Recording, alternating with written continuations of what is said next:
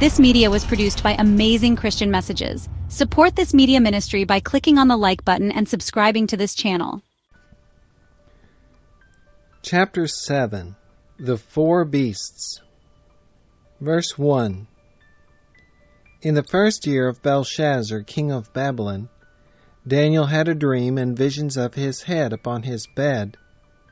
Then he wrote the dream, and told the sum of the matter. This is the same Belshazzar mentioned in chapter 5.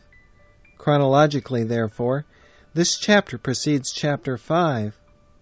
But chronological order has been disregarded in order that the historical part of the book might stand by itself, and the prophetic part, on which we now enter, might not be interrupted by writings of that nature. Verses 2 and 3. Daniel spake and said, I saw in my vision by night, and behold, the four winds of the heaven strove upon the great sea, and four great beasts came up from the sea, diverse one from another. All Scripture language is to be taken literally, unless there exists some good reason for supposing it to be figurative, and all that is figurative is to be interpreted by that which is literal. That the language here used is symbolic is evident from verse 17, which reads, These great beasts, which are four kings, which shall arise out of the earth. And to show that kingdoms are intended, and not merely individual kings, the angel continues, But the saints of the Most High shall take the kingdom. And further, in the explanation of verse 23, the angel said, The fourth beast shall be the fourth kingdom upon earth. These beasts are therefore symbols of four great kingdoms, and the circumstances under which they arose, and the means by which their elevation was accomplished, as represented in the prophecy, are symbolic also. The symbols introduced are the four winds, the sea, four great beasts, 10 horns, and another horn which had eyes and a mouth, and rose up in war against God and his people. We have now to inquire what they denote. Winds, in symbolic language, denote strife, political commotion, and war. Jeremiah chapter 25, verses 31, 32, and 33. Thus saith the Lord of hosts, Behold, evil shall go forth from nation to nation, and a great whirlwind shall be raised up from the coasts of the earth, and the slain of the Lord shall be at that day from one end of the earth, even unto the other end of the earth. Here the prophet speaks of a controversy which the Lord is to have with all nations, when the wicked shall be given to the sword, and the slain of the Lord shall be from one end of the earth to the other. And the strife and commotion which produces all this destruction is called a great whirlwind. The winds denote strife and war is further evident from a consideration of the vision itself. For as the result of the striving of the winds, kingdoms arise and fall, and these events are accomplished through political strife. The Bible definition of sea or waters, when used as a symbol, is peoples and nations and tongues. In proof of this, see Revelation chapter 17, verse 15, where it is expressly so declared. The definition of the symbol of the four beasts is given to Daniel ere the close of the vision. Verse 17, These great beasts, which are four kings, which shall arise out of the earth. The field of the vision is thus definitely opened before us. Verse 4, The first was like a lion, and had eagle's wings. I beheld till the wings thereof were plucked, and it was lifted up from the earth, and made stand upon the feet as a man, and a man's heart was given to it. As these beasts denote four kings or kingdoms, we inquire, what for? Where shall we commence to enumerate? These beasts do not rise all at once, but consecutively, as they are spoken of as first, second, etc. And the last one is in existence when all earthly scenes are brought to an end by the final judgment.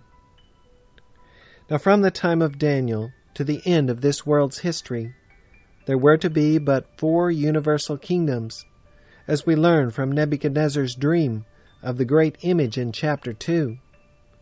Daniel was still living under the same kingdom which he had declared in his interpretation of the king's dream about 65 years before to be the head of gold. The first beast of this vision must therefore denote the same as the head of gold of the great image, namely, the kingdom of Babylon, and the other beasts the succeeding kingdoms shown by that image. But if this vision covers essentially the same ground as the image of chapter 2, the query may arise why it is given. Why was not the vision of chapter 2 sufficient? We answer, the ground is passed over again and again, that additional characteristics may be brought out, and additional facts and features may be presented. It is thus that we have line upon line. Here earthly kingdoms are viewed as represented in the light of heaven. Their true character is shown by the symbol of wild and ravenous beasts. At first the lion had eagle's wings, denoting the rapidity with which Babylon extended its conquests under Nebuchadnezzar. At this point in the vision a change had taken place. Its wings had been plucked. It no longer flew like an eagle upon its prey. The boldness and spirit of the lion were gone. A man's heart, weak, timorous, and faint, had taken its place. Such was emphatically the case with the nation during the closing years of its history, when it had become enfeebled and effeminate through wealth and luxury. Verse 5, And behold, another beast, a second like to a bear, and it raised up itself on one side, and it had 3 ribs in the mouth of it, between the teeth of it. And they said thus unto it, Arise, devour much flesh. As in the great image of chapter 2, so in this series of symbols, a marked deterioration will be noticed as we descend from one kingdom to another. The silver of the breast and arms was inferior to the gold of the head. The bear was inferior to the lion. Medo-Persia fell short of Babylon in wealth and magnificence, and the brilliancy of its career. And now we come to additional particulars respecting this power. The bear raised itself up on one side. This kingdom was composed of 2 nationalities, the Medes and Persians. The same fact is represented by the 2 horns of the ram of chapter 8. Of these horns it is said that the higher came up last, and of the bear that it raised itself up on one side, and this was fulfilled by the Persian division of the kingdom, which came up last, but attained the higher eminence, becoming the controlling influence in the nation. See on chapter 8, verse 3. The 3 ribs perhaps signify the 3 provinces of Babylon, Lydia, and Egypt, which were especially ground down and oppressed by this power. Their saying unto it, Arise, devour much flesh, would naturally refer to the stimulus given to the Medes and Persians by the overthrow of these provinces, to plan and undertake more extensive conquests. The character of the power is well represented by a bear. The Medes and Persians were cruel and rapacious, robbers and spoilers of the people. As already noticed in the exposition of chapter 2, this kingdom dated from the overthrow of Babylon by Cyrus, BC 538, and continued to the Battle of Arbela, BC 331, a period of 207 years. Verse 6. After this I beheld, and lo, another like a leopard, which had upon the back of it 4 wings of a fowl. The beast had also 4 heads, and dominion was given to it. The third kingdom, Grecia, is represented by this symbol. If wings upon the lion signified rapidity of conquest, they would signify the same here. The leopard itself is a swift-footed beast, but this was not sufficient to represent the career of the nation which it symbolized in this respect. It must have wings in addition. 2 wings, the number the lion had, were not sufficient. It must have 4. This would denote unparalleled celerity of movement, which we find to be historically true of the Grecian kingdom. The conquests of Grecia under Alexander have no parallel in historic annals for suddenness and rapidity. Rollin, Ancient History, Book 15, Section 2, gives the following brief synopsis of Alexander's marches. From Macedonia to the Ganges, which river Alexander nearly approached, is computed at least 1,100 leagues.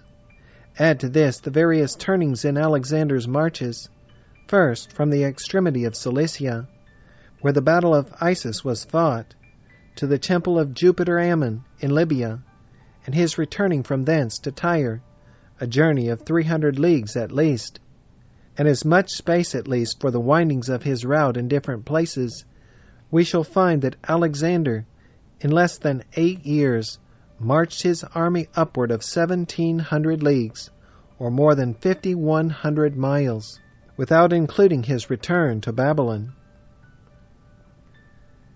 The beast had also 4 heads. The Grecian Empire maintained its unity, but little longer than the lifetime of Alexander. Within 15 years after his brilliant career ended, in a fever induced by a drunken debauch, the empire was divided among his 4 leading generals. Cassander had Macedon and Greece in the west. Lysimachus had Thrace and the parts of Asia on the Hellespont, and Bosphorus in the north.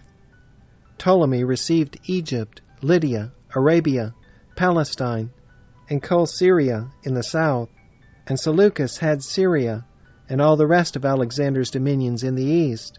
These divisions were denoted by the 4 heads of the leopard, BC 308. Thus accurately were the words of the prophet fulfilled. As Alexander left no available successor, why did not the huge empire break up into countless petty fragments? Why into just 4 parts and no more? Because the prophecy had said that there should be 4. The leopard had 4 heads, the rough goat 4 horns. The kingdom was to have 4 divisions, and thus it was. See more fully on chapter 8. Verse 7. After this I saw in the night visions, and behold a 4th beast, dreadful and terrible, and strong exceedingly. And it had great iron teeth.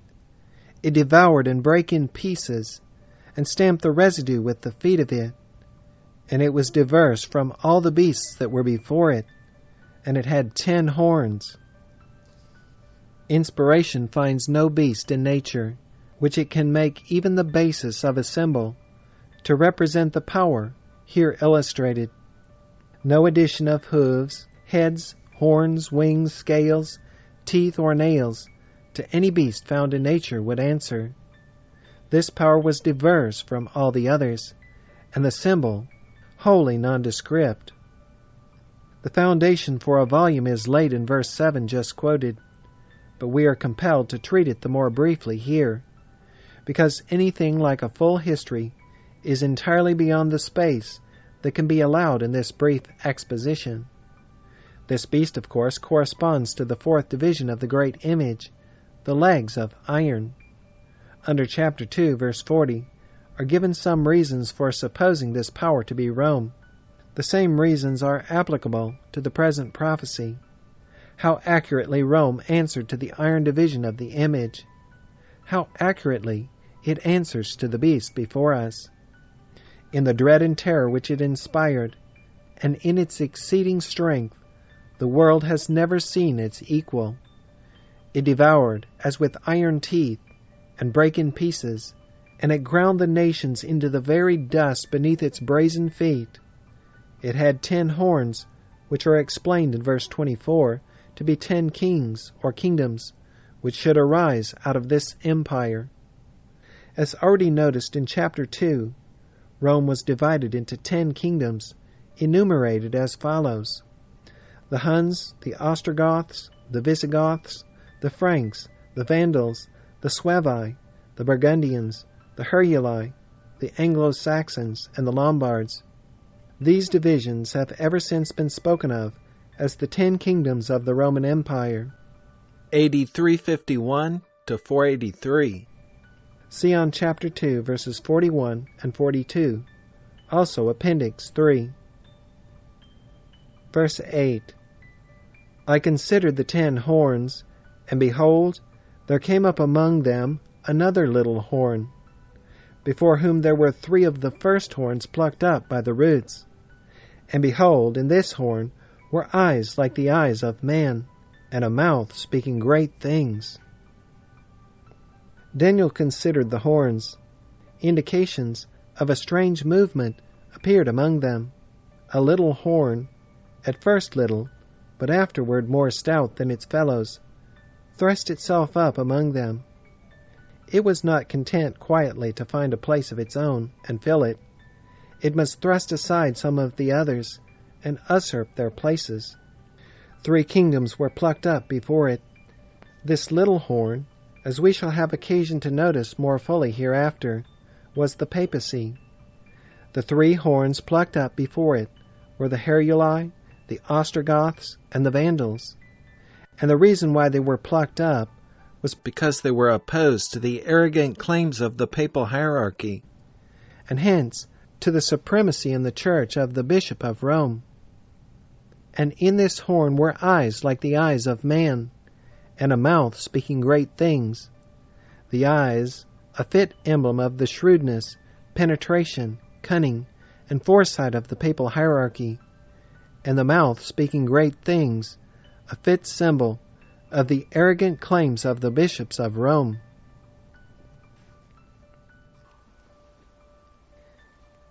Verses 9 to 10.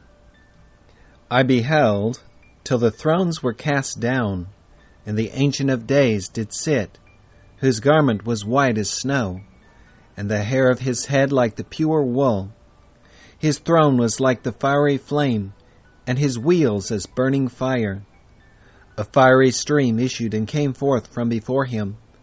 Thousands ministered unto him, and 10,000 times 10,000 stood before him. The judgment was sat, and the books were opened. A sublimer description of a sublimer scene is not to be found in the English language, but not only on account of the grand and lofty imagery introduced should it arrest our attention. The nature of the scene itself is such as to demand most serious consideration. The judgment is brought to view, and whenever the judgment is mentioned, it ought to take an irresistible hold upon every mind, for all have an interest in its eternal issues. By an unfortunate translation in verse 9, a wrong idea is almost sure to be conveyed. The words cast down are from a word which in the original signifies just the opposite, namely, to set up. The word ramah, Gesenius defines as follows: Chaldean, number 1, to cast, to throw. Daniel chapter 3, verses 20 and 21 and 24. And chapter 6, verse 17. Number 2, to set, to place. For example, thrones. Daniel chapter 7, verse 9. Compare with Revelation chapter 4, verse 2. The Analytical Hebrew and Chaldee Lexicon by Davidson also gives to this word the definition to sat, to place, and refers to Daniel chapter 7, verse 9 as an example of its use in this sense. Why this word was used to express the idea here intended may perhaps be learned from the following note found in the Cottage Bible, verse 9. The thrones were cast down, Wintle were placed. So Boothroyd, but both come to the same meaning. The Asiatics have neither chairs nor stools, but to receive persons of rank, cast down or place cushions round the room for seats, which seems to be here alluded to. See Matthew chapter 19, verse 28, and Revelation chapter 20, verse 4. Dr. Clark says the word might be translated erected, so the Vulgate were placed, and so all the versions. The Septuagint has a tethazon, which is defined to mean to set, put, place, to set up, to erect. The thrones are not the thrones of earthly kingdoms, which are to be thrown down at the last day, but thrones of judgment, which are to be placed or set up in the court of God on high, just before the end. The Ancient of Days, God the Father, takes the throne of judgment. Mark the description of his person. Those who believe in the impersonality of God are obliged to admit that he is there described as a personal being, but they console themselves by saying that it is the only description of the kind in the Bible. We do not admit this latter assertion, but granting that it were true, is not one description of this kind as fatal to their theory as though it were repeated a score of times? The 1,000 thousands who minister unto him, and the 10,000 times 10,000 who stand before him, are not sinners arraigned before the judgment seat, but heavenly beings who wait before him, attendant on his will. An understanding of these verses involves an understanding of the subject of the sanctuary, and to the works on this question we refer the reader. The closing up of the ministration of Christ, our great high priest in the heavenly sanctuary, is the work of judgment here introduced. It is an investigative judgment. The books are opened, and the cases of all come up for examination before that great tribunal, that it may be determined beforehand who are to receive eternal life, when the Lord shall come to confer it upon his people. John, as recorded in Revelation chapter 5, had a view of this same place, and saw the same number of heavenly attendants engaged with Christ in the work of investigative judgment. Looking into the sanctuary, as we learn from Revelation chapter 4 that he was doing, in chapter 5, verse 11, he says, "And I beheld, and I heard the voice of many angels round about the throne, and the beasts, and the elders, and the number of them was 10,000 times 10,000, and thousands of thousands." It will appear from the testimony of chapter 8, verse 14, that this solemn work is even now transpiring in the sanctuary above. Verses 11 and 12. "I beheld then because of the voice of the great words which the horn spake. I beheld even till the beast was slain, and his body destroyed, and given to the burning flame. As concerning the rest of the beasts, they had their dominion taken away, yet their lives were prolonged for a season and time." There are persons who believe in 1,000 years' triumph of the gospel, and reign of righteousness over all the world before the Lord comes. And there are others who believe in probation after the Lord comes, and a mixed millennium, the immortal righteous still proclaiming the gospel to mortal sinners, and turning them into the way of salvation. But both of these systems of error are completely demolished by the verses before us. Number 1, the fourth terrible beast continues without change of character, and the little horn continues to utter its blasphemies, and hold its millions of votaries in the bonds of a blind superstition, till the beast is given to the burning flame. And this is not its conversion, but its destruction. See 2 Thessalonians chapter 2, verse 8. Number 2, the life of the fourth beast is not prolonged after its dominion is gone, as were the lives of the preceding beasts. Their dominion was taken away, but their lives were prolonged for a season. The territory and subjects of the Babylonian kingdom still existed, though made subject to the Persians. So of the Persian kingdom in respect to Grecia, and of Grecia in respect to Rome. But what succeeds the fourth kingdom? No government or state in which mortals have any part. Its career ends in the lake of fire, and it has no existence beyond. The lion was merged into the bear into the leopard into the fourth beast, and the fourth beast into what?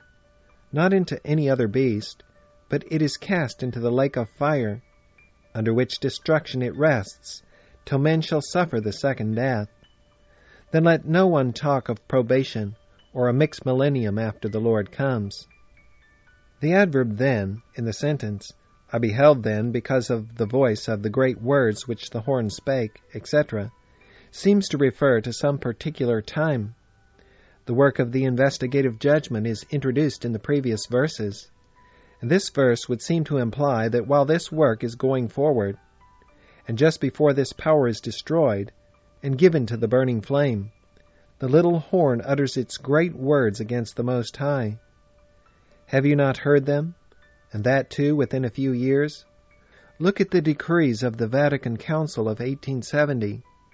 What can be more blasphemous than to attribute infallibility to a mortal man?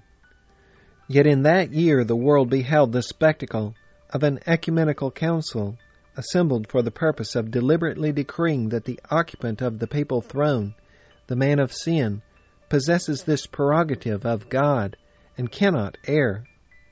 Can anything be more presumptuous and blasphemous? Is not this the voice of the great words which the horn spake?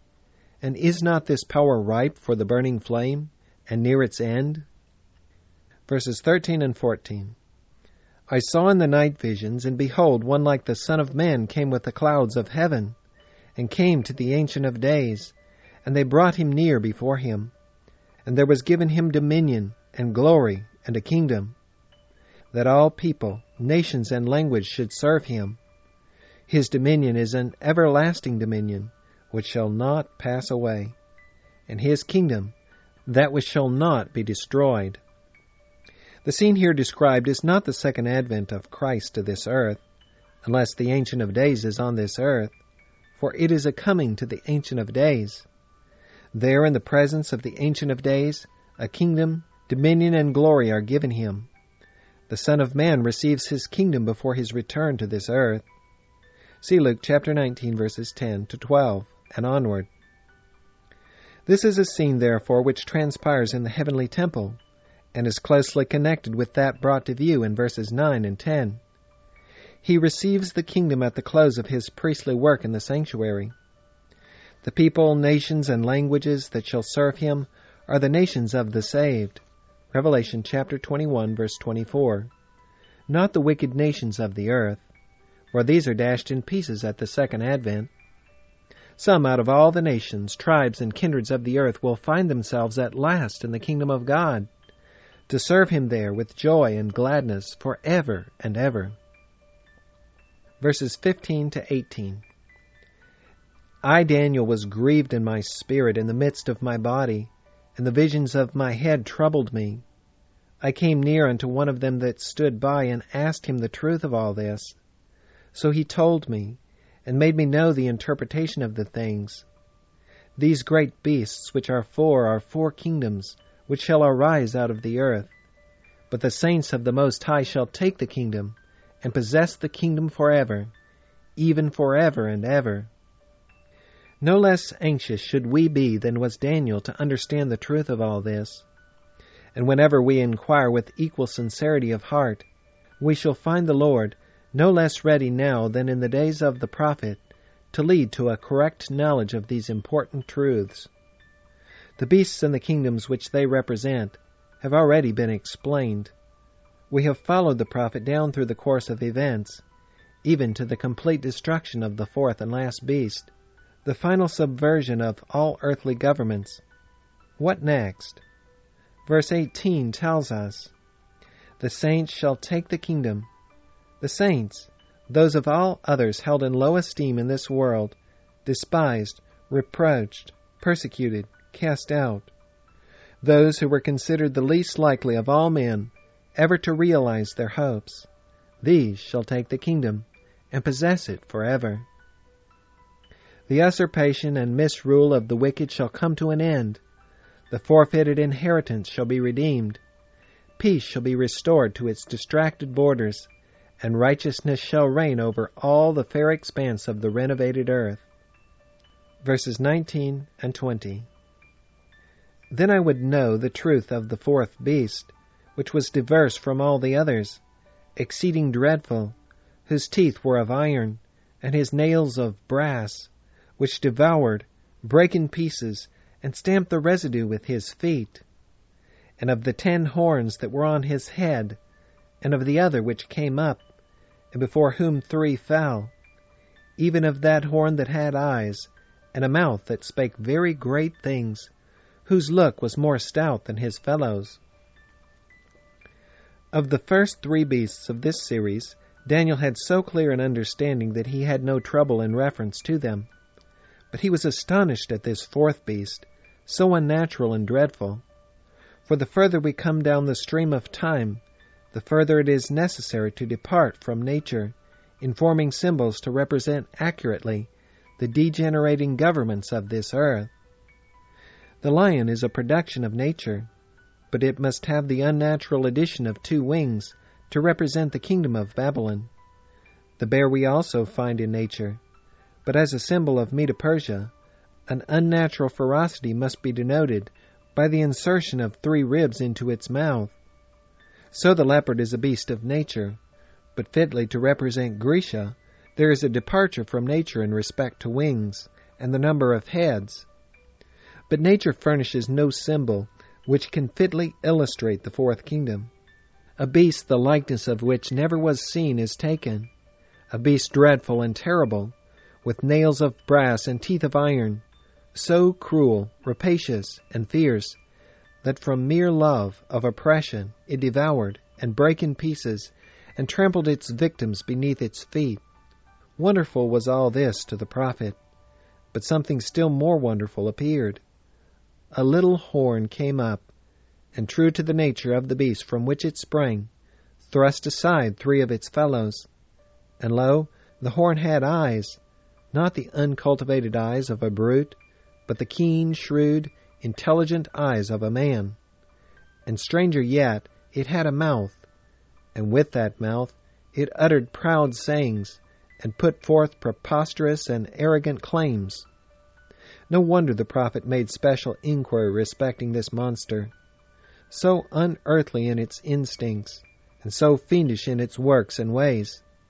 In the following verses, some specifications are given respecting the little horn, which enable the student of prophecy to make an application of this symbol without danger of mistake. Verses 21 to 22. I beheld, and the same horn made war with the saints, and prevailed against them, until the Ancient of Days came, and judgment was given to the saints of the Most High, and the time came that the saints possessed the kingdom. The wonderful wrath of this little horn against the saints particularly attracted the attention of Daniel. The rise of the 10 horns, or the division of Rome into 10 kingdoms, between the years 8351 and 483, has already been noticed. See on chapter 2, verse 41. As these horns denote kingdoms, the little horn must denote a kingdom also, but not of the same nature, because it was diverse from the others. They were political kingdoms. And now we have but to inquire if any kingdom has arisen among the 10 kingdoms of the Roman Empire since AD 483, and yet diverse from them all. And if so, what one? The answer is, yes, the spiritual kingdom of the papacy.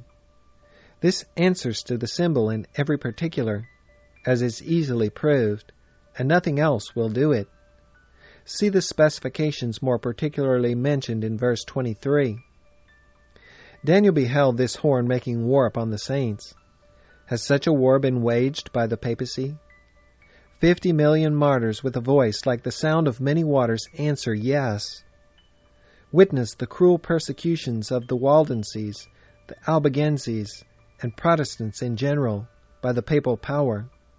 It is stated on good authority that the persecutions, massacres, and religious wars excited by the Church and Bishop of Rome have occasioned the shedding of far more blood of the saints of the Most High than all the enmity, hostility, and persecutions of professed heathens from the foundation of the world.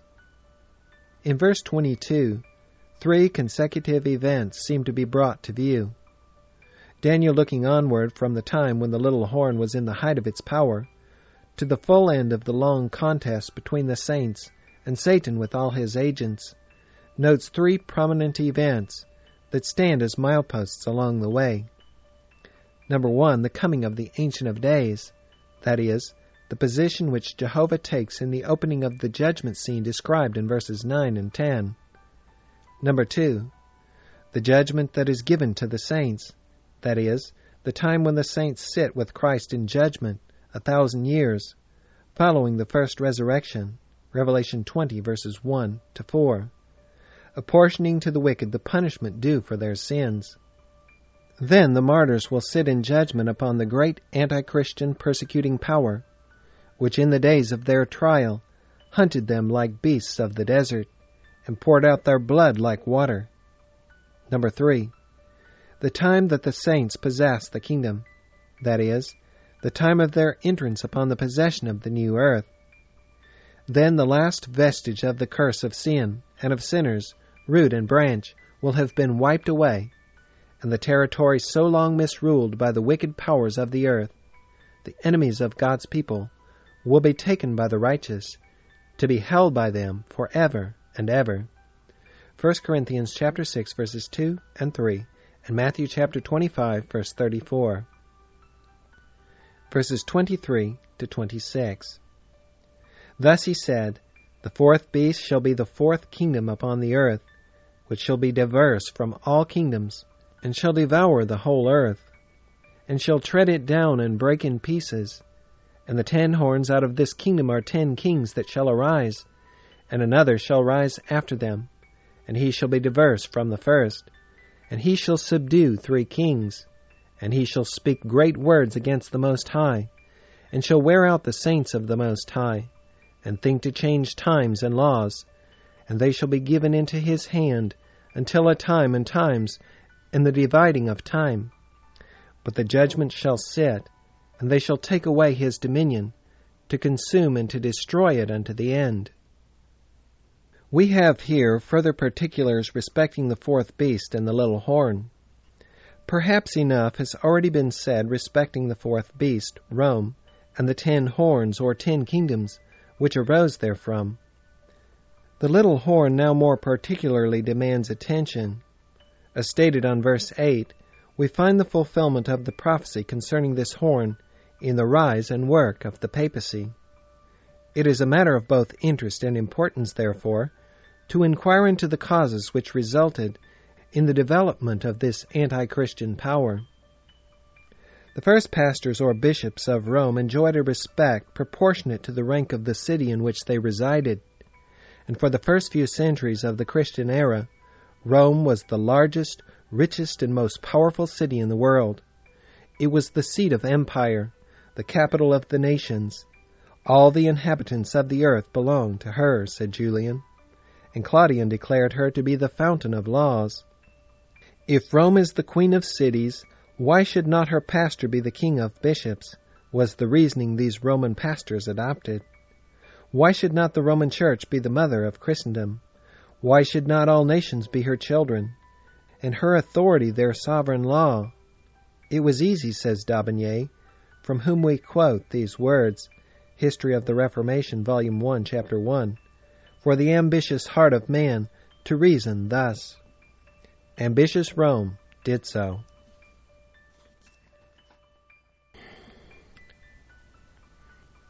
The bishops in the different parts of the Roman Empire felt a pleasure in yielding to the Bishop of Rome some portion of that honor which Rome, as the queen city, received from the nations of the earth. There was originally no dependence implied in the honor thus paid. But, continues d'Aubigné, usurped power increases like an avalanche. Admonitions at first, simply fraternal, soon became absolute commands in the mouth of the pontiff. The Western bishops favored this encroachment of the Roman pastors, either from jealousy of the Eastern bishops or because they preferred submitting to the supremacy of a pope rather than to the dominion of a temporal power. Such were the influences clustering around the Bishop of Rome, and thus was everything tending toward his speedy elevation to the supreme spiritual throne of Christendom. But the 4th century was destined to witness an obstacle thrown across the path of this ambitious dream. Arius, parish priest of the ancient and influential church of Alexander, sprung his doctrine upon the world, occasioning so fierce a controversy in the Christian church that a general council was called at Nicaea by the Emperor Constantine, AD 325, to consider and adjust it. Arius maintained that the Son was totally and essentially distinct from the Father, that he was the first and noblest of those beings whom the Father had created out of nothing, the instrument by whose subordinate operation the Almighty Father formed the universe, and therefore inferior to the Father both in nature and dignity. This opinion was condemned by the council, which decreed that Christ was of one and the same substance with the Father. Hereupon Arius was banished to Illyria, and his followers were compelled to give their assent to the creed composed on that occasion. Mosheim, Century 4, Part 2, Chapter 4. Stanley, History of the Eastern Church, page 239. The controversy itself, however, was not to be disposed of in this summary manner, but continued for ages to agitate the Christian world, the Arians everywhere becoming the bitter enemies of the Pope and of the Roman Catholic Church. From these facts it is evident that the spread of Arianism would check the influence of the Catholics, and the possession of Rome and Italy by a people of the Arian persuasion would be fatal to the supremacy of a Catholic bishop.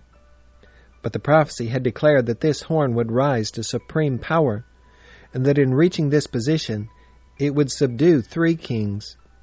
Some difference of opinion has existed in regard to the particular powers which were overthrown in the interest of the papacy, in reference to which the following remark by Albert Barnes seems very pertinent. In the confusion that existed on the breaking up of the Roman Empire, and the imperfect accounts of the transactions which occurred in the rise of the papal power, it would not be wonderful if it should be difficult to find events distinctly recorded that would be in all respects an accurate and absolute fulfillment of the vision.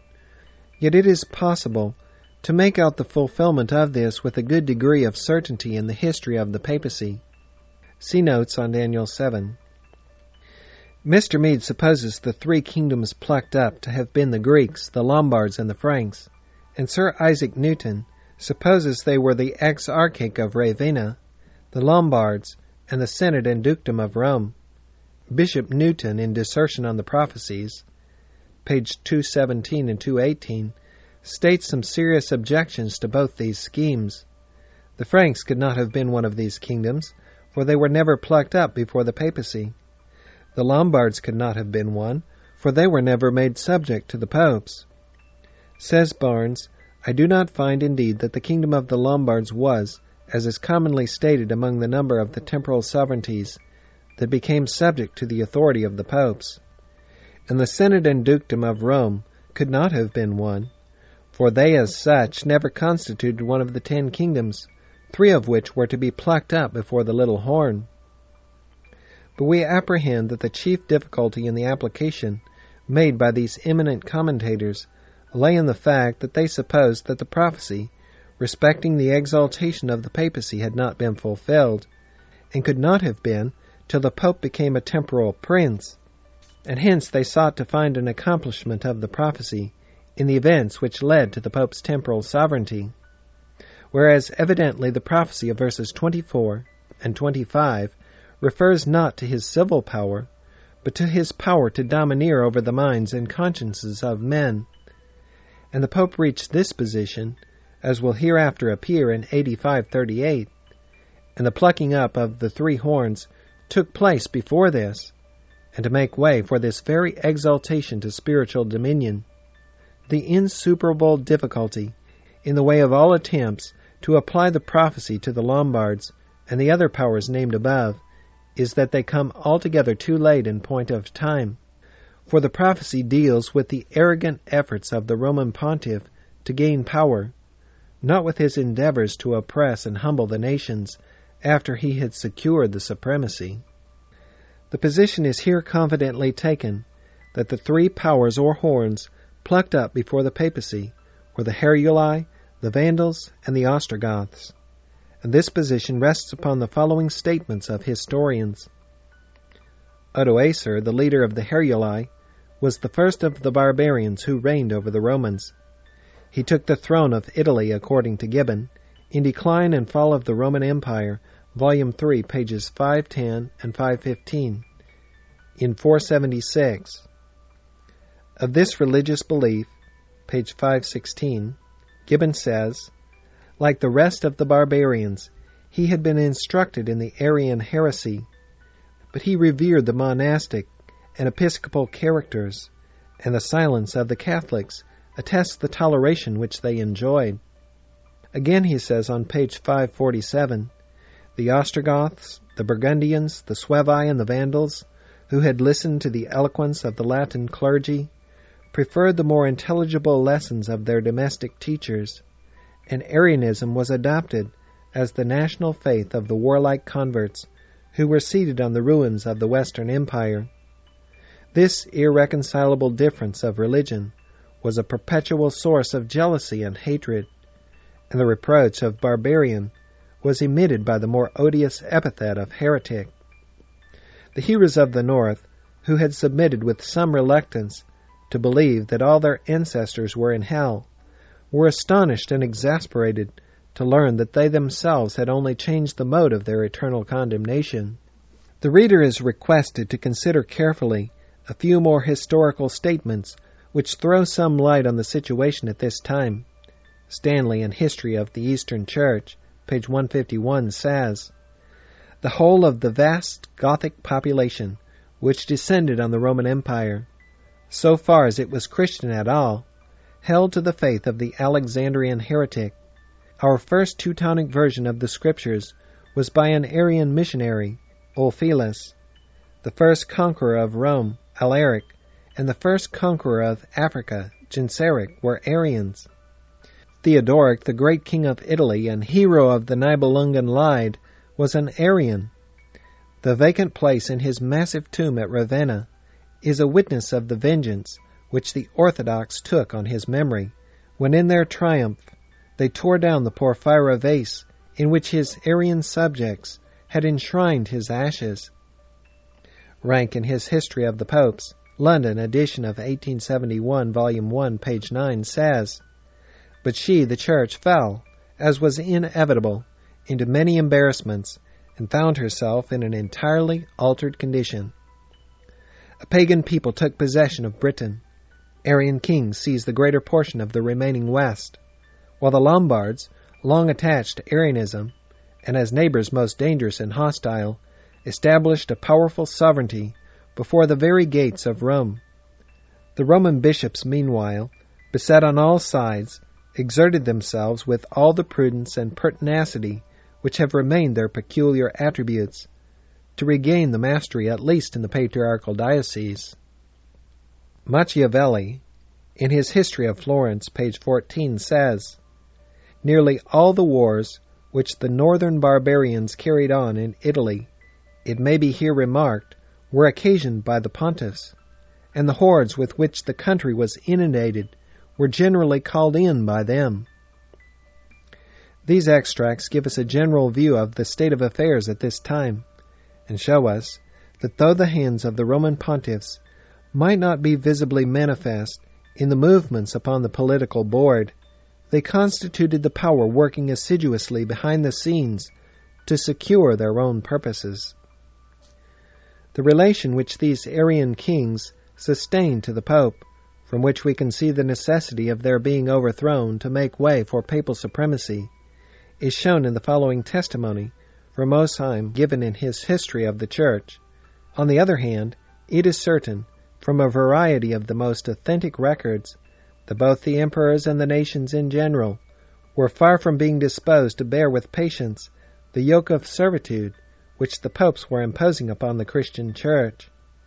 The Gothic princes set bounds to the power of these arrogant prelates in Italy, permitted none to be raised to the pontificate without their approbation, and reserved to themselves the right of judging of the legality of every new election.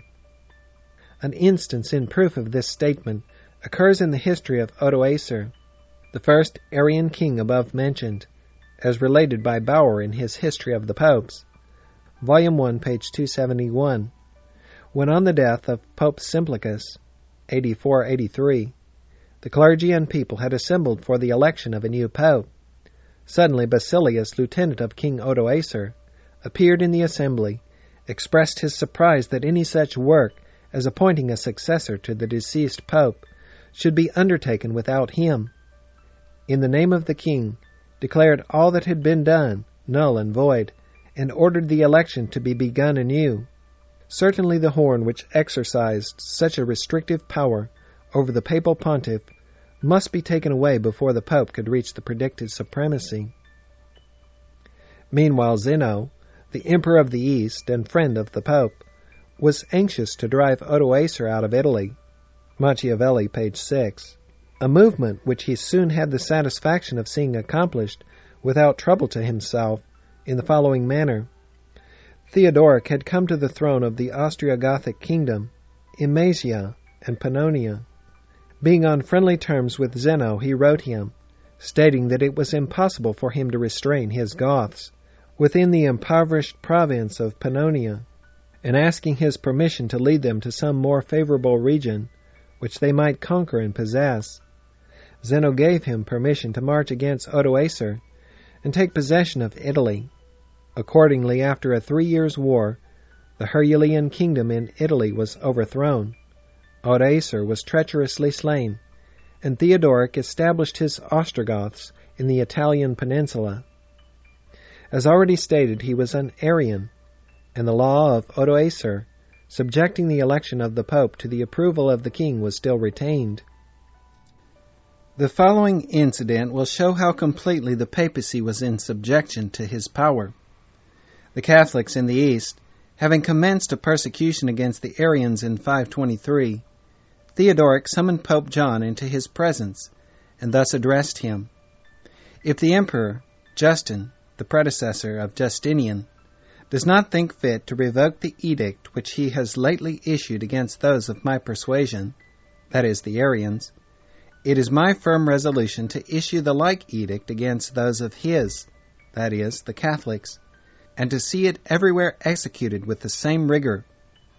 Those who do not profess the faith of Nicaea are heretics to him, and those who do are heretics to me. Whatever can excuse or justify his severity to the former will excuse and justify mine to the latter. But the emperor," continued the king, "has none about him who dare freely and openly speak what they think, or to whom he would hearken if they did.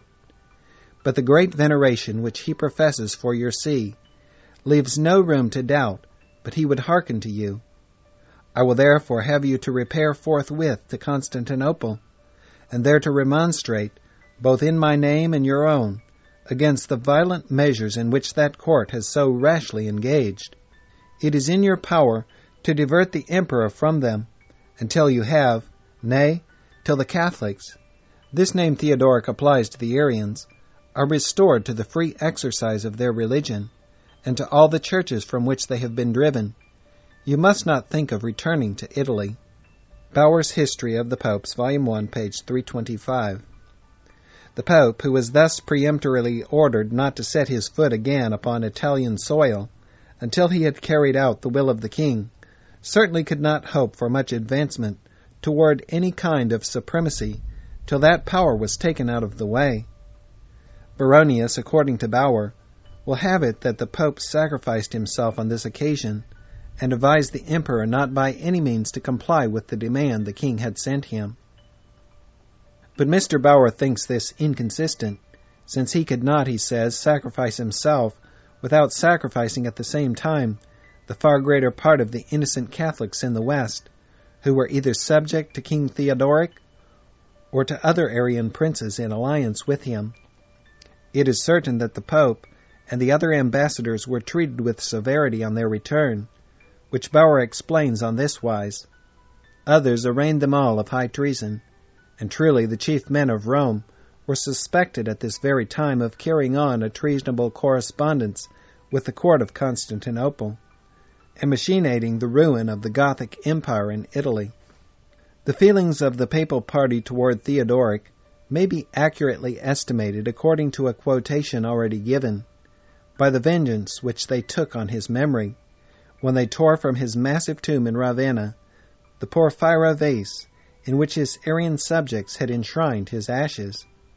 But these feelings are put into language by Baronius, who inveighs against Theodoric as a cruel barbarian, as a barbarous tyrant, as an impious Arian, but having exaggerated with all his eloquence and bewailed the deplorable condition of the Roman Church, Reduced by that heretic to a state of slavery, he comforts himself in the end and dries up his tears with the pious thought that the author of such a calamity died soon after and was eternally damned. Baronius Annals, 8526, page 116. Bauer, Volume 3, page 328. While the Catholics were thus feeling the restraining power of an Arian king in Italy, they were suffering a violent persecution from the Arian Vandals in Africa. Gibbon, chapter 37, section 2. Eliot, in his Ora Apocalypticae, volume 3, page 152, note 3, says, "The Vandal kings were not only Arians, but persecutors of the Catholics. In Sardinia and Corsica, under the Roman episcopate, we may presume, as well as in Africa."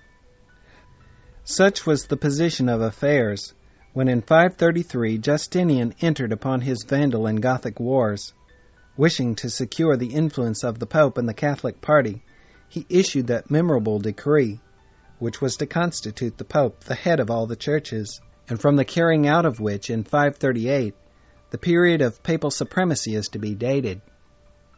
And whoever will read the history of the African campaign, 533 to 534, and the Italian campaign, 534 to 538, will notice that the Catholics everywhere hailed as deliverers the army of Belisarius, the general of Justinian.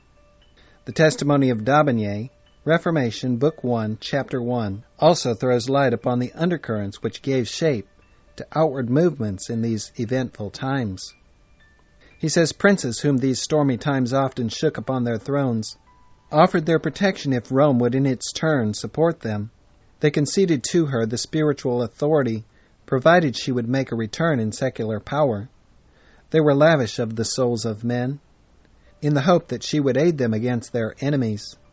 The power of the hierarchy which was ascending, and the imperial power which was declining, leaned thus one upon the other, and by this alliance accelerated their twofold destiny.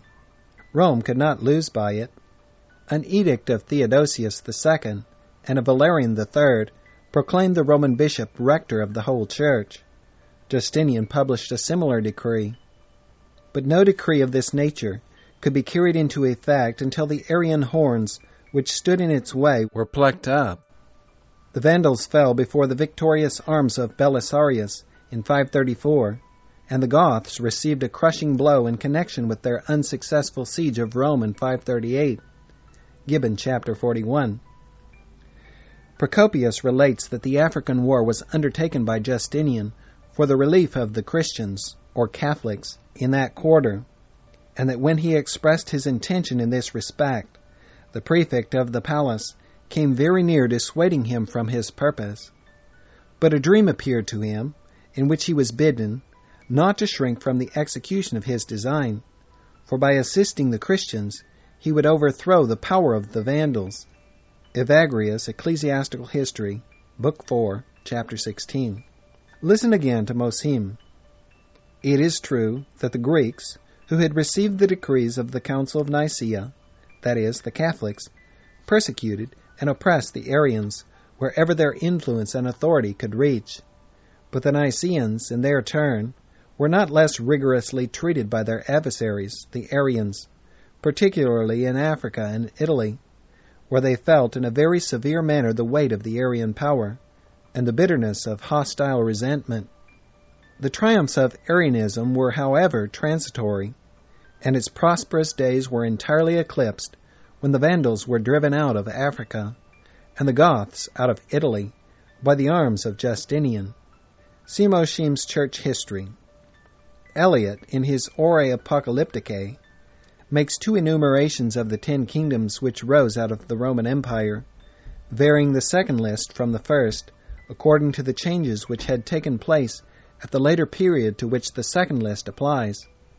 His first list differs from that mentioned in remarks on chapter 2, verse 42, only in that he put the Alemanni in place of the Huns, and the Bavarians in place of the Lombards, a variation which can easily be accounted for.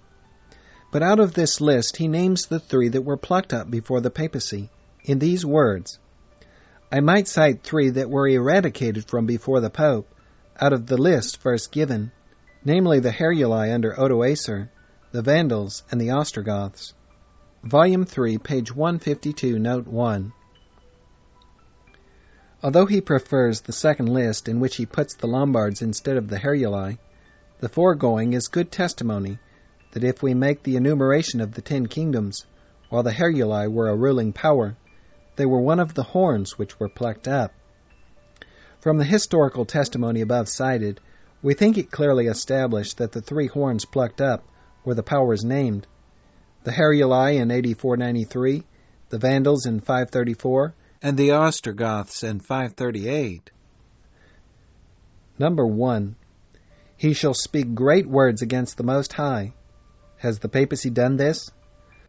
Look at a few of the Pope's self-accepted titles: Vicegerent of the Son of God, Our Lord God the Pope, Another God upon earth, King of the world, King of kings and Lord of lords.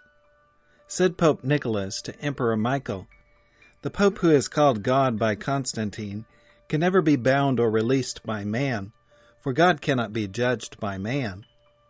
Is there need of bolder blasphemy than this? Listen also to the adulation the popes have received from their followers without rebuke." A Venetian prelate in the 4th session of the Lateran addressed the Pope as follows: "Thou art our shepherd, our physician, in short, a second God upon earth." Another bishop called him the Lion of the tribe of Judah, the promised Savior. Lord Anthony Pusey in the 5th Lateran said to the Pope, "The sight of thy divine majesty does not a little terrify me, for I am not ignorant that all power both in heaven and in earth is given unto you, that the prophetic saying is fulfilled in you. All the kings of the earth shall worship him, and nations shall serve him." See Oswald's Kingdom Which Shall Not Be Destroyed, pages 97 to 99. Again, Dr. Clark in verse 25 says, "He shall speak as if he were God." So St. Jerome quotes from Symmachus, "To none can this apply so well or so fully as the popes of Rome. They have assumed infallibility, which belongs only to God. They profess to forgive sins, which belongs only to God. They profess to open and shut heaven, which belongs only to God. They profess to be higher than all the kings of the earth, which belongs only to God. And they go beyond God in pretending to loose whole nations from their oath of allegiance to their kings, when such kings do not please them. And they go against God when they give indulgences for sin. This is the worst of all blasphemies." Number 2. And shall wear out the saints of the Most High. Has the papacy done this? For the mere information of any student of church history, no answer need here be given. All know that for long years the papal church has pursued its relentless work against the true followers of God. Chapter after chapter might be given, would our limited space permit. Wars, crusades, massacres, inquisitions, and persecutions of all kinds, these were their weapons of extinction. Scott's church history says, "No computation can reach the numbers who have been put to death in different ways on account of their maintaining the profession of the gospel and opposing the corruptions of the Church of Rome. 1 million of poor Waldensians perished in France. 900,000 Orthodox Christians were slain in less than 30 years after the institution of the order of the Jesuits.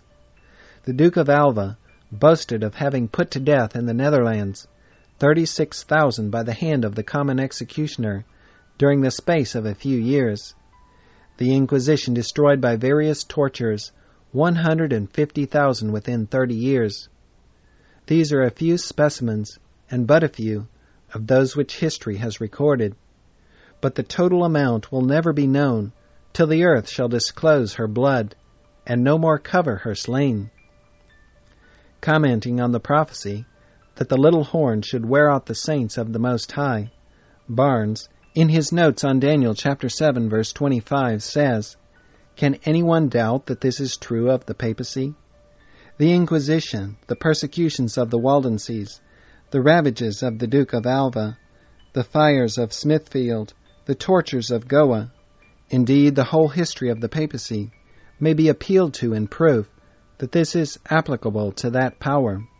If anything could have worn out the saints of the Most High, could have cut them off from the earth, so that evangelical religion would have become extinct, it would have been the persecutions of the papal power. In the year 1208, a crusade was proclaimed by Pope Innocent III against the Waldenses and Albigenses, in which 1,000,000 men perished. From the beginning of the order of Jesuits in the year 1540 to 1580, 900,000 were destroyed. 150,000 perished by the Inquisition in 30 years. In the Low Countries, 50,000 persons were hanged, beheaded, burned, or buried alive for the crime of heresy. Within the space of 38 years, from the Edict of Charles V against the Protestants to the Peace of Chateau-Cambrésis in 1559, 18,000 suffered by the hand of the executioner in the space of 5 years and a half, during the administration of the Duke of Alva. Indeed, the slightest acquaintance with the history of the papacy will convince anyone that what is here said of making war with the saints, verse 21, and wearing out the saints of the Most High, verse 25, is strictly applicable to that power, and will accurately describe its history. See Buck's Theological Dictionary, article Persecutions, Oswald's Kingdom, etc., pages 107 to 133, Dowling's History of Romanism, Fox's Book of Martyrs, Charlotte Elizabeth's Martyrology, The Wars of the Huguenots, The Great Red Dragon by Anthony Gavin, formerly one of the Roman Catholic priests of Saragossa, Spain, Histories of the Reformation, etc. To parry the force of this damaging testimony from all history, Papists deny that the Church has ever persecuted anyone. It has been the secular power. The Church has only passed decision upon the question of heresy, and then turned the offenders over to the civil power, to be dealt with according to the pleasure of the secular court. The impious hypocrisy of this claim is transparent enough to make it an absolute insult to common sense. In those days of persecution, what was the secular power? Simply a tool in the hand of the Church, and under its control, to do its bloody bidding. And when the Church delivered its prisoners to the executioners to be destroyed, with fiendish mockery it made use of the following formula, quote, "And we do leave thee to the secular arm, and to the power of the secular court, but at the same time do most earnestly beseech that court so to moderate its sentence, as not to touch thy blood, nor to put thy life in any sort of danger." End quote. And then, as intended, the unfortunate victims of popish hate were immediately executed. Giddis's Tracts on Popery, View of the Court of Inquisition in Portugal, page 446.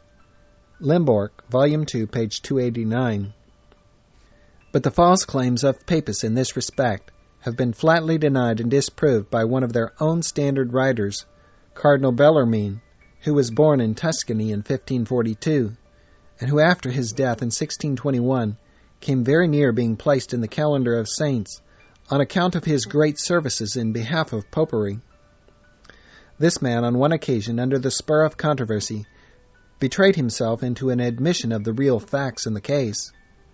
Luther having said that the Church, meaning the true Church, never burned heretics, Bellarmine, understanding it of the Romish Church, made answer, quote, "This argument proves not the sentiment, but the ignorance or impudence of Luther. For as almost an infinite number were either burned or otherwise put to death, Luther either did not know it, and was therefore ignorant, or if he knew it, he was convicted of impudence and falsehood. For that heretics were often burned by the Church may be proved by adducing a few from many examples." End quote.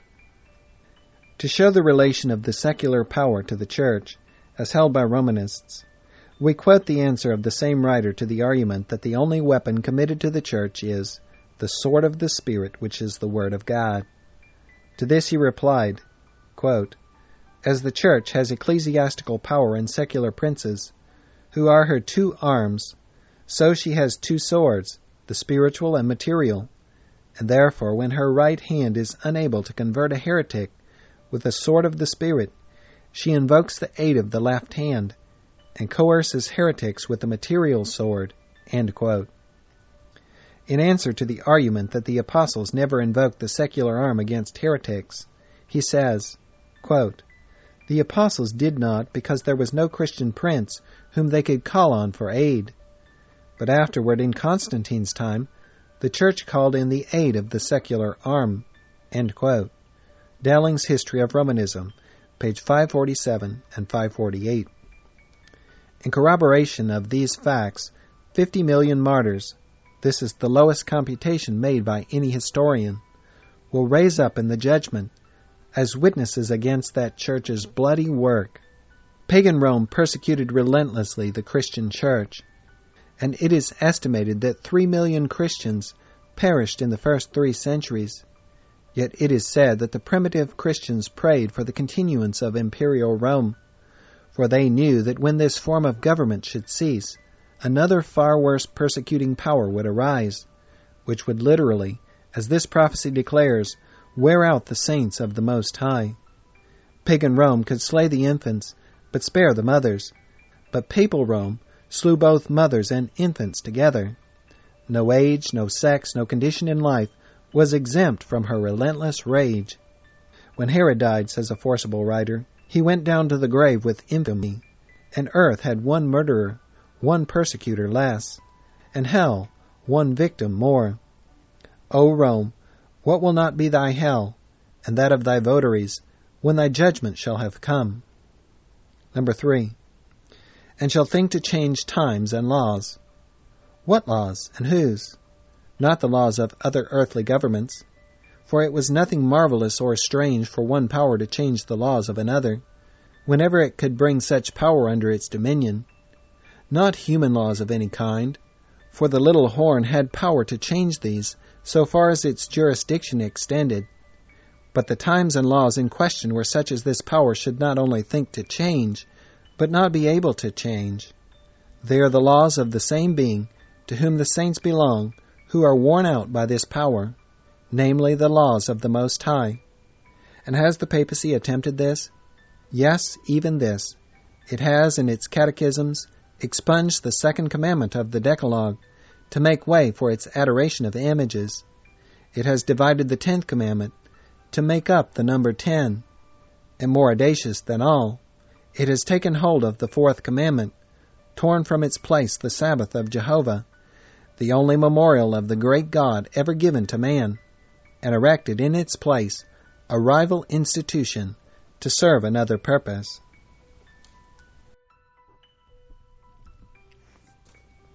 And they shall be given into his hand until a time and times and the dividing of time. The pronoun they embraces the saints, the times, and the laws just mentioned. How long a time were they to be given into the hands of this power? A time, as we have seen from chapter 4, verse 23, is 1 year. 2 times, the least that could be denoted by the plural, 2 years. And the dividing of time, or half a time, half a year. Jacinius also gives the Chaldean for a half. Daniel chapter 7, verse 25. We thus have 3 years and a half for the continuance of this power.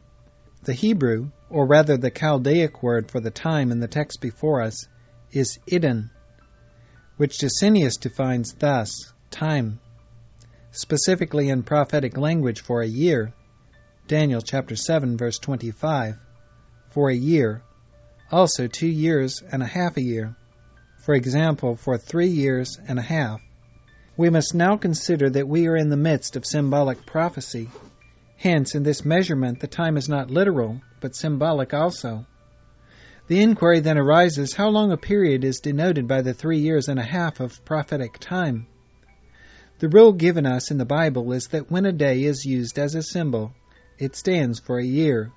Ezekiel chapter 4, verse 6, and Numbers chapter 14, verse 34.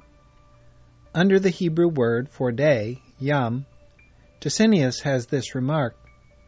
Sometimes, yamim marks a definite space of time, such as a year. Also, Syriac and Chaldean, iddan, denotes both time and year. And as in English several words signifying time, weight, measure, are likewise used to denote certain specified times, weights, and measures. The ordinary Jewish year, which must be used as the basis of reckoning, contained 360 days. 3 years and a half contain 1,260 days. As each day stands for a year, we have 1,260 years for the continuation of the supremacy of this horn. Did the papacy possess dominion that length of time? The answer again is yes. The edict of the Emperor Justinian, dated AD 533, made the Bishop of Rome the head of all the churches. But this edict could not go into effect until the Arian Ostrogoths, the last of the 3 horns that were plucked up to make room for the papacy, were driven from Rome. And this was not accomplished, as already shown, till AD 538. The edict would have been of no effect had this latter event not been accomplished. Hence, from this latter year we are to reckon, as this was the earliest point where the saints were in reality in the hand of this power. From this point, did the papacy hold supremacy for 1,260 years? Exactly. For 538 plus 1,260 equals 1798. And in the year 1798, Berthier, with a French army, entered Rome, proclaimed a republic, took the Pope prisoner, and for a time abolished the papacy. It has never since enjoyed the privileges and immunities which it possessed before. Thus again this power fulfills to the very letter the specifications of the prophecy, which proves beyond question that the application is correct. After describing the terrible career of the little horn, and stating that the saints should be given into his hand for 1,260 years, bringing us down to 1798, verse 26 declares, "But the judgment shall sit, and they shall take away his dominion, to consume and to destroy it unto the end." In verse 10 of the same chapter we have substantially the same expression relative to the judgment. The judgment was sat. It would seem consistent to suppose that the same judgment is referred to in both instances, but the sublime scene described in verse 10 is the opening of the investigative judgment in the sanctuary in heaven, as will appear in remarks on Daniel chapter 8, verse 14, and 9, 25-27. The opening of this judgment scene is located by the prophecy at the close of the great prophetic period of 2,300 years, which terminated in 1844. See under chapter 9, verses 25-27. 4 years after this, in 1848, the Great Revolution, which shook so many thrones in Europe, drove the Pope also from his dominions. His restoration shortly after was through the force of foreign bayonets, by which alone he was upheld, till his final loss of temporal power in 1870. The overthrow of the papacy in 1798 marked the conclusion of the prophetic period of 1,260 years, and constituted the deadly wound prophesied in Revelation chapter 13, verse 3, to come upon this power. But this deadly wound was to be healed. In 1800, another pope was elected. His palace and temporal dominion were restored, and every prerogative, except as Mr. Crowley says, that of a systematic persecutor, was again under his control, and thus the wound was healed. But since 1870 he has enjoyed no prestige as a temporal prince among the nations of the earth. Verses 27-28. And the kingdom and dominion and the greatness of the kingdom under the whole heaven shall be given to the people of the saints of the Most High, whose kingdom is an everlasting kingdom, and all dominions shall serve and obey him. Hitherto is the end of the matter. As for me, Daniel, my cogitations much troubled me, and my countenance changed in me. But I kept the matter in my heart. After beholding the dark and desolate picture of papal oppression upon the Church, the prophet is permitted once more to turn his eyes upon the glorious period of the saints' rest, when they shall have the kingdom, free from all oppressive powers, in everlasting possession.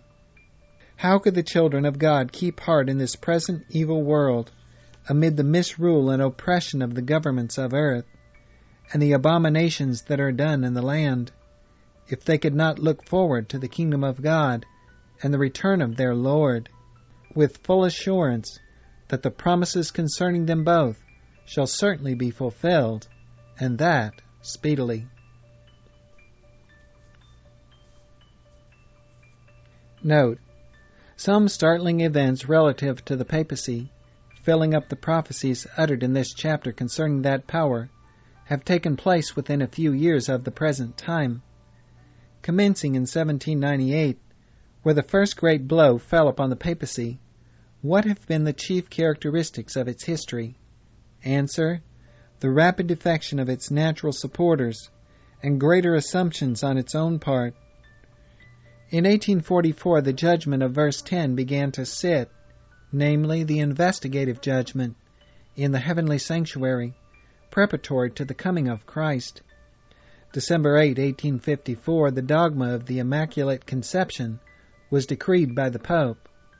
July 21, 1870, in the Great Ecumenical Council assembled at Rome, it was deliberately decreed by a vote of 538 against 2 that the Pope was infallible.